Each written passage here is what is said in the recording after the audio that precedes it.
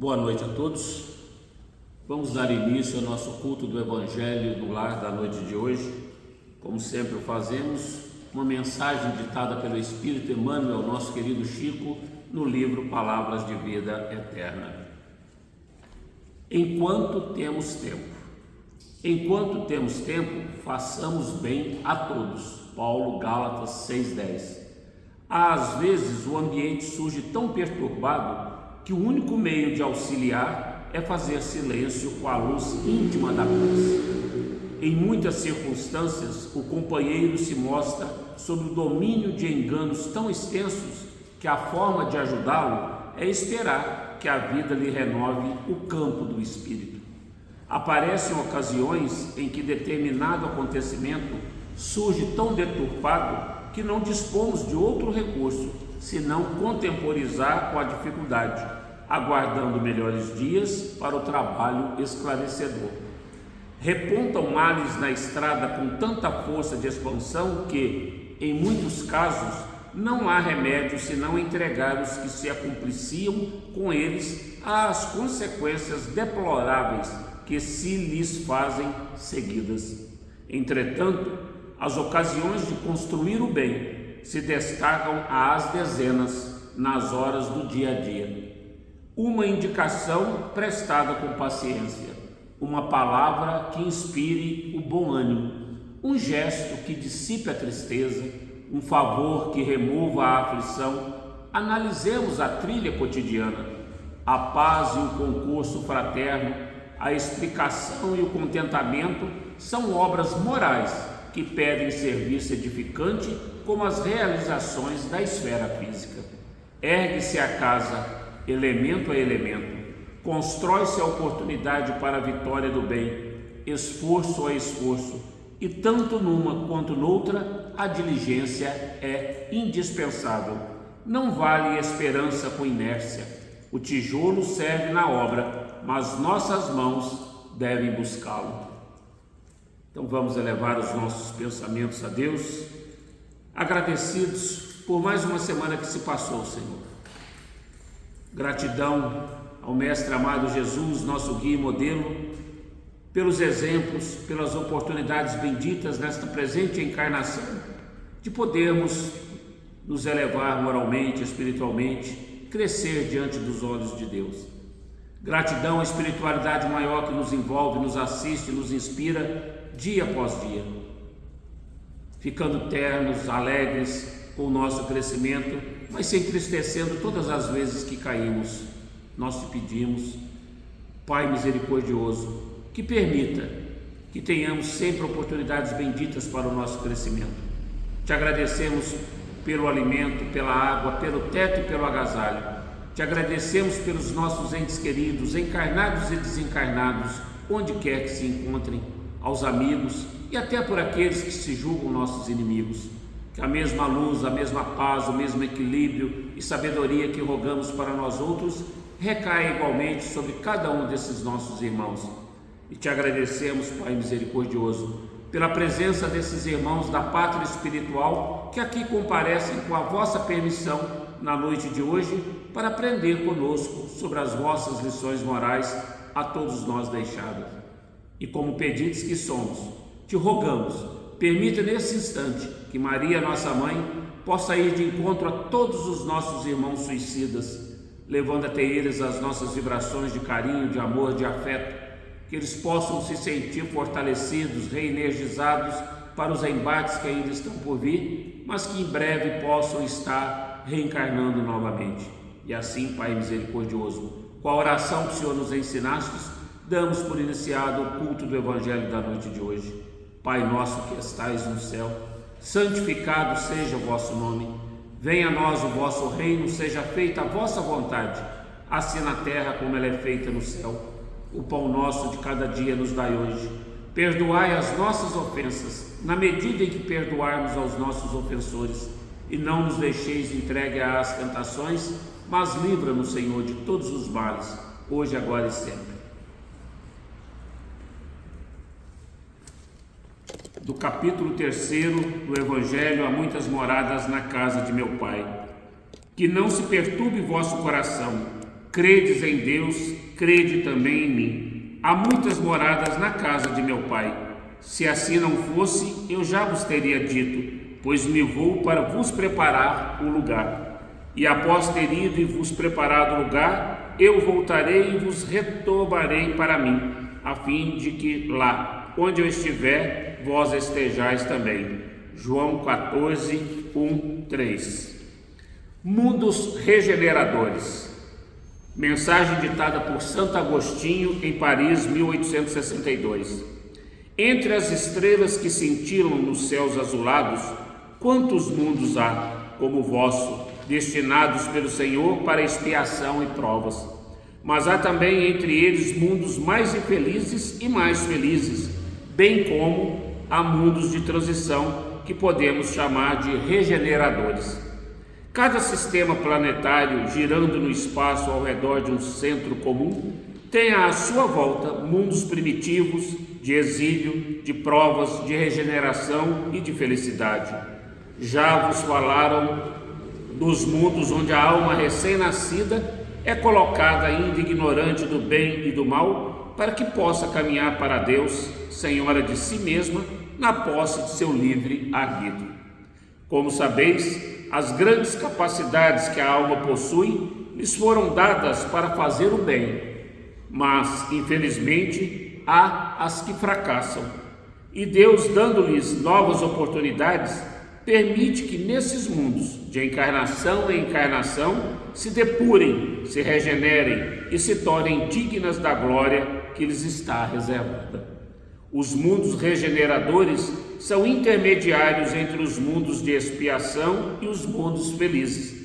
A alma que se arrepende encontra neles a calma e o descanso, acabando por se depurar. Nesses mundos o homem ainda está submetido às leis que regem a matéria, sente as mesmas sensações e os mesmos desejos como vós, mas está livre das paixões desordenadas das quais são escravos. Neles não há mais o orgulho que silencia o coração, a inveja que tortura, o ódio que sufoca. A palavra amor está inscrita em todas as frontes. Um perfeito equilíbrio regula as relações sociais. Todos reconhecem Deus e tentam ir até Ele, cumprindo-lhe as leis.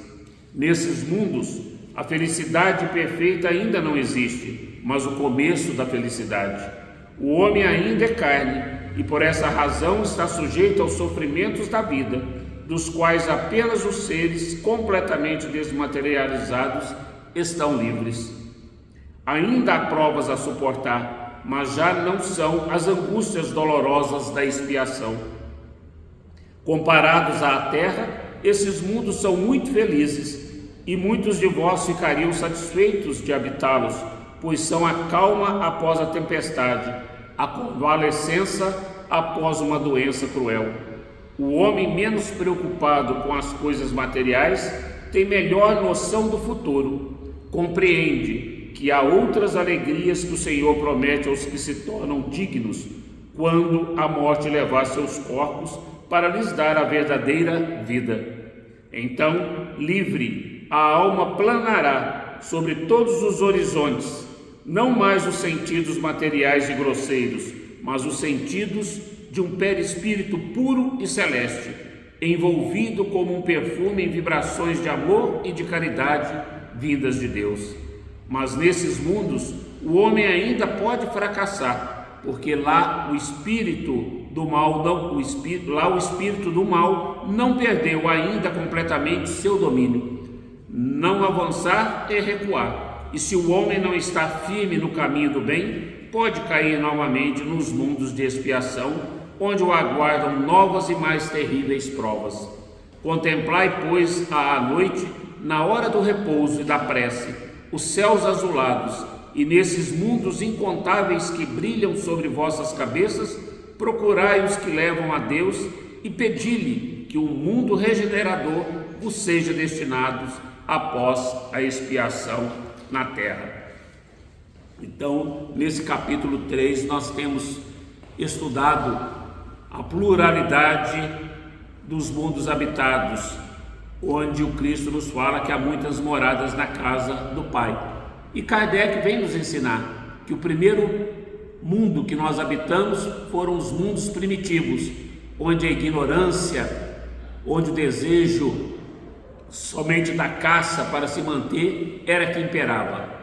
Ninguém tinha o desenvolvimento espiritual necessário para agradecer a Deus por tudo que temos, por tudo que somos.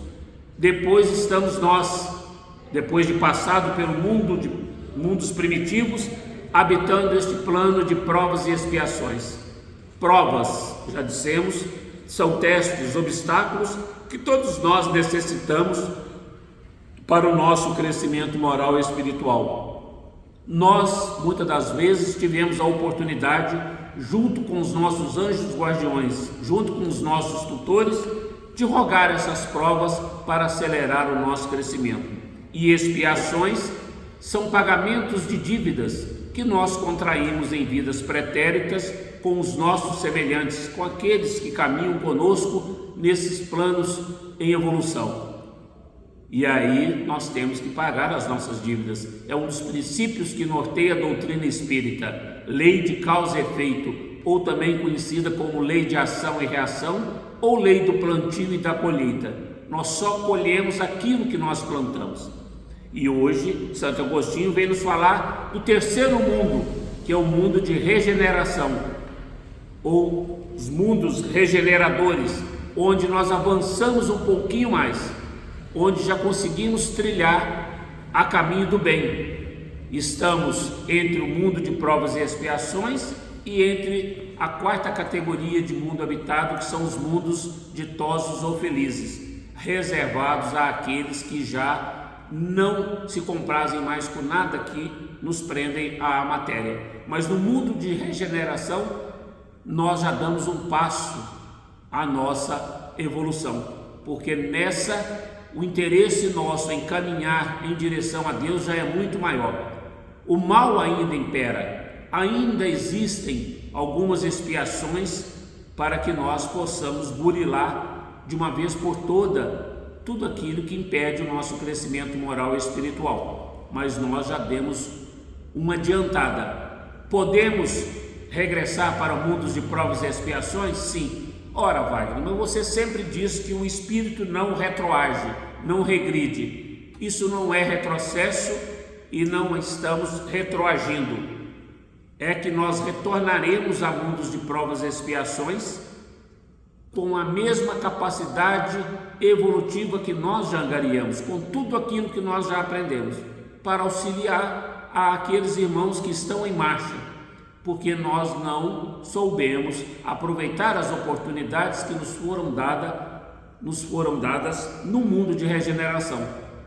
Como nós podemos ter inúmeros irmãos nossos ou nós mesmos habitando esse mundo atualmente de provas e expiações e daqui sermos exilados para o mundo primitivo, para auxiliar aqueles que estão em marcha, caminhando, iniciando a sua senda evolutiva. Nós vamos com todo o conhecimento, com toda a reserva psíquica que nós já adquirimos, para auxiliar aqueles irmãos, como nós temos nessa presente encarnação, nesse mundo de provas e expiações, tantos irmãos abalizados de amor, de ternura, de compaixão, de misericórdia, missionários de todas as religiões, para nos auxiliar, para nos servir de exemplo, para nos amparar, nos consolar. Benevolência, indulgência, perdão, requisitos que Kardec enumera no capítulo 17 do Evangelho, necessários para que nós possamos avançar, necessários para que nós estejamos sempre em comunhão com o Pai maior. Então que Deus, Jesus e a espiritualidade maior possa sempre nos envolver, sempre nos assistir, que nós não percamos as possibilidades de vivenciar o Evangelho do Cristo em todas as oportunidades que nos são dadas todos os dias a partir do momento em que acordamos, e que nós possamos ser esses artífices da nossa própria felicidade, do nosso avanço a mundos melhores e para nós a esse mundo de regeneração que Santo Agostinho nos conclama que possamos vivenciar. Então vamos elevar mais uma vez nosso pensamento a Deus, a Jesus, a espiritualidade maior que nos envolveu, nos assistiu, agradecidos por essa oportunidade bendita do aprendizado de todas as lições morais que o Cristo nos deixou. Agradecidos à espiritualidade maior por ter permitido a Kardec codificar essa doutrina universal dos Espíritos que vem nos ensinar tudo aquilo que necessitamos realizar para o nosso crescimento moral e espiritual, tudo aquilo que nós precisamos fazer para que quando descerrarmos os olhos por derradeiro neste plano de provas e expiações, ao nos depararmos na pátria espiritual, estejamos tranquilos, serenos, com a consciência em paz, porque tivemos o cumprimento do nosso dever. E assim, Pai, imensamente agradecidos por essa oportunidade, agradecidos pela presença desses irmãos da pátria espiritual, que com a sua permissão aqui compareceram para aprender conosco na noite de hoje, com a oração de Maria, pedimos para dar por encerrado o culto do Evangelho da noite de hoje. Ave Maria, cheia de graças, o Senhor é convosco. Bendita sois vós entre as mulheres, bendito é o fruto do vosso ventre, Jesus. Santa Maria, Mãe de Jesus, rogai por nós, pecadores, agora e na hora do nosso desencarne, e que assim seja. Gratidão, Pai, que tenhamos uma semana abençoada, que o nosso lar seja repleto de luz balsâmicas da espiritualidade maior a nos envolver, nos assistir, nos proteger. Gratidão.